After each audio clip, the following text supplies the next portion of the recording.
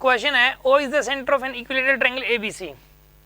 एक equilateral triangle है, ये A पॉइंट, ये B पॉइंट है और ये C पॉइंट है, ठीक है। फोर्स लग रहे हैं F1 F2 and F3 are the three forces acting along the sides AB BC and AC as shown in figure. What should be the magnitude of F3 so that the total torque about O is 0।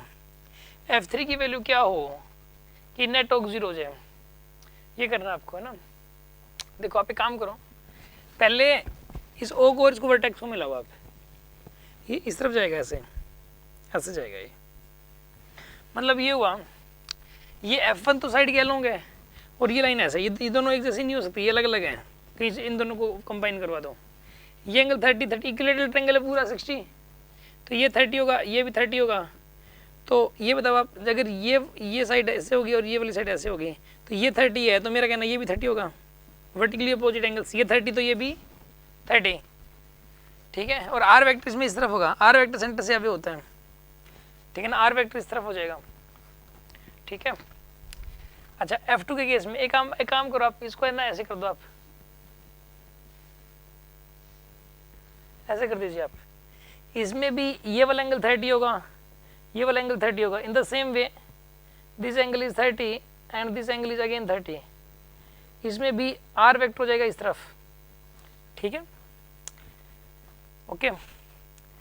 अब एक काम करो, इसकी वजह से जो torque आएगा F1 की वजह से R क्रॉस F बार की तरफ आएगा, मतलब डायरेक्शन बार की तरफ होगी, सेंस R से F की तरफ, यानी कि ये सेंस होगी, समझ आ रही बात, R से F की तरफ।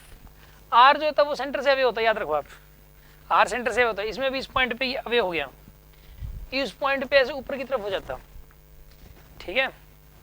तो R इस तरफ है, तो R क्रॉस F बाहर की तरफ आ रहा है, ठीक है ना। इस केस के अंदर टाउ वन आएगा R F1 sin 30, R cross F यानी RF sin थीटा होता है ना, और ये किस तरफ आएगा, बाहर की तरफ, बाहर के लिए डॉट लगा देते हैं, बाहर के लिए डॉट अंदर के लिए क्रॉस होता है। टाउ टू की वैल्यू बतानी है, F2 की वजह से R क्रॉस F ये भी बाहर की तरफ आएगा, R cross F R F2 बाहर की तरफ, R से F की तरफ घूमना है, तो R F2 sin 30 ये भी बाहर की तरफ होगा, टाउ 3 ये अंदर की तरफ होगा, R क्रॉस F ये अंदर की तरफ हो जाएगा, R क्रॉस F यानी कि R F3 sin 30 ये अंदर की तरफ हो जाएगा। अब ये दोनों बाहर की तरफ है और ये वाला अकेला अंदर की तरफ है, तो इसका मतलब ये हुआ कि इन दोनों का सम इसके बराबर होना चाहिए, इन दोनों का सम इसके, तभी तो नेट टॉर्क 0 हो पाएगा।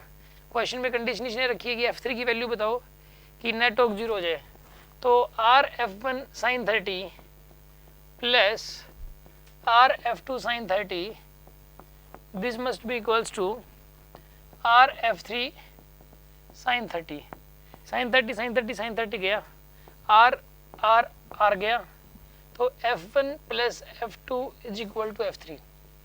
This is the relation between F1 and F3। F3 की वैल्यू आ गई आपके पास। किसी कुछ पूछना है, माइक दो जी।